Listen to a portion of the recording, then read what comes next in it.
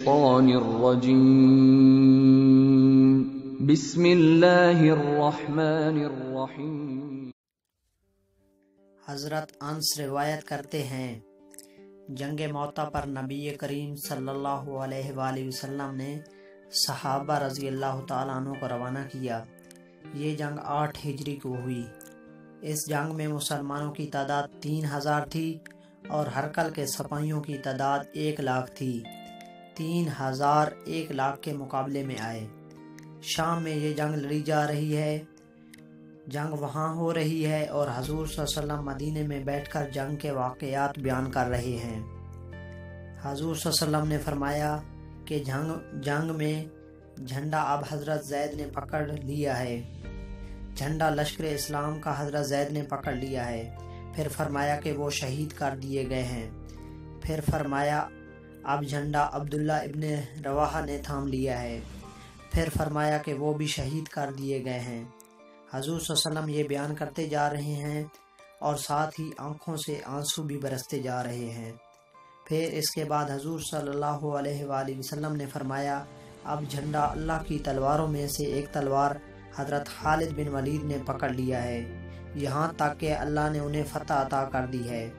آقا کریم صلی اللہ علیہ وسلم بیٹھے مدینے میں ہیں اور نظر کہاں ہے؟ جنگ موطا جو شام کے علاقے میں ہو رہی ہے۔ حضرت خالد بن ولید کے ہاتھ پر اللہ تعالیٰ نے فتح دی اور 3000 مسلمانوں نے 1 لاکھ کے دانت کھٹے کر دیے۔ حضرت خالد بن ولید کو سیف اللہ یعنی اللہ کی تلوار اسی موقع پر کہا گیا۔ آپ رضی اللہ تعالیٰ عنہ نے کافروں پر اس جنگ میں 8 تلواریں توڑیں۔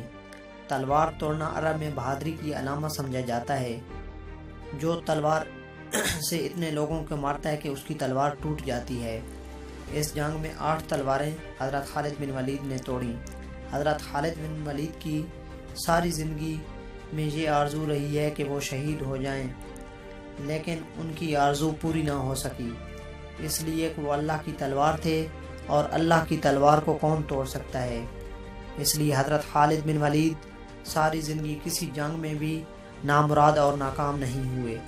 ایک موقع پر جبلہ بن اہم کے مقابلے میں حضرت خالد بن ولید تھے، اس میں مسلمانوں کی پسپائی ہوئی۔ حضرت خالد بن ولید کو حضرت رافع بن مرتائی نے کہا کہ اب ہماری قضا آ گئی ہے۔ حضرت خالد بن ولید نے کہا کہ واقعی مجھے بھی یوں لگتا ہے، کیونکہ میں کسی جنگ میں ناکام نہیں ہوا اور پسپا نہیں ہوا، لیکن آج ہم پسپا ہو رہے ہیں۔ اس کی ایک وجہ یہ بھی ہے کہ حضور صلی اللہ علیہ وسلم کے مبارک بال جو میرے پاس نہیں ہیں، جو میں نے اپنی ٹوپی میں سیے ہوئے تھے اور ہر جنگ میں وہ میرے پاس ہوتے تھے۔ آج میں ٹوپی گھر بھول آیا ہوں اور جو مصیبت ہمارے سر پڑی ہے اس لیے کہ میرے پاس آج وہ معجز بال نہیں ہیں۔ لیکن بندہ مٹ نہ جائے آقا پہ تو وہ بندہ کیا ہے، بے خبر ہو جو غلاموں سے تو وہ آقا کیا ہے۔ دور طیبہ سے جب بھی تڑپا کبھی، ان کو حالات کی سب خبر ہو گئی۔ حضور صلی اللہ علیہ وسلم نے حضرت عبیدہ رضی اللہ تعالیٰ عنہ کو خواب میں ملے اور فرمایا کہ خالد بن ولید پر مشکل بنی ہے اور تم یہاں سو رہے ہو۔ وہ فوراً اٹھے اور اعلان کروا دیا کہ جلدی تیار ہو جاؤ، حضرت خالد بن ولید کی مدد کو پہنچنا ہے۔ راتوں رات لشکر تیار ہوا اور حضرت خالد بن ولید رضی اللہ تعالیٰ عنہ کی مدد کے لیے لشکر چل پڑا۔ انہوں نے دیکھا کہ ایک نقاب پوش سوار ہے جو لشکر سے ذرا ہٹ کے چل رہا ہے۔ امیر لشکر نے کہا کہ ذرا اس شخص کو دیکھو کہ یہ کون ہے، کوئی جاسوس نہ ہو۔ جب مجاہد اس کے پاس گئے تو اس نے کہا کہ پیچھے ہٹ جاؤ، میں کوئی غیر نہیں ہوں، میں حضرت خالد بن ولید کی بیوی ہوں۔ جب حضرت ابو عبیدہ نے اعلان کروایا کہ تیار ہو جاؤ، خالد پہ مشکل بنی ہے، تو میں نے سوچا کہ اللہ کے شیر پہ کبھی مشکل آئی تو تھی نہیں، لیکن یہ کیا ہو گیا؟ تو میں نے غور کیا کہ ان کی ٹوپی گھر رہ گئی ہے، تو میں نے ٹوپی لی ہے اور ان کو دینے جا رہی ہوں۔ لشکر کے ساتھ ساتھ حضرت خالد بن ولید کی اہلیہ بھی چلتی رہی۔ حضرت خالد بن ولید ادھر محاذ پر ڈٹے ہوئے ہیں۔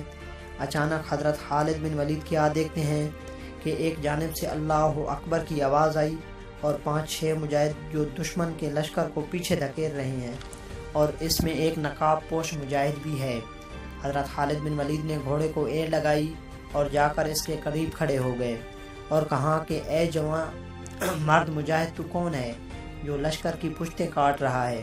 اس نے تھوڑا سا نقاب سرکا کے کہا کہ میں تمہاری بیوی ام تمیم ہوں، اور تم جو حضور صلی اللہ علیہ وسلم کے بالوں والی ٹوپی بھول آئے تھے وہ میں تمہیں دینے آئی ہوں۔ تو انہوں نے وہ ٹوپی ان کو پیش کی تو اللہ نے اسی دن حضرت خالد بن ولید کو فتح عطا فرمائی۔ یہ حضرت محمد صلی اللہ علیہ وآلہ وسلم کے منہ مبارک کا معجزہ ہے۔